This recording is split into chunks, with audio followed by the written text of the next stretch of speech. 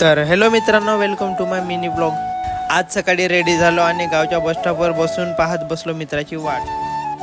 कारण आज आहे रविवार आणि रविवारला असते माझ्या कामाला सुट्टी. तर आज आमचा प्लॅन झाला सोमनाथला फिरायला जायचा. गडचिरोलीला पार करून निघालो चंद्रपूर रोडला.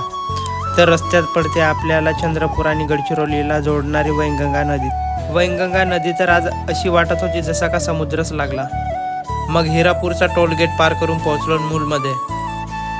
मग मूलच्या चौकामधून राईट टर्न घेऊन निघालो सोमनाथकडे.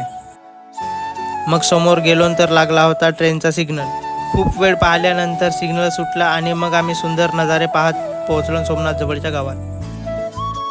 पण पोहोचलो तर पूर्ण लोकांची गर्दी जमली होती, कारण आज होता सोमनाथ बंद. खूप वेळपर्यंत थांबलो पण काही फायदा नाही झाला. मग माझा मित्र म्हणते इतका दूर आलो तर थोडा वेळ फोटो काढून. मग गेलो आम्ही फोटो काढायसाठी. फोटो काढल्यानंतर परत वापस गेलो आणि सरांना जायसाठी रिक्वेस्ट केलो पण काही फायदा नाही झाला.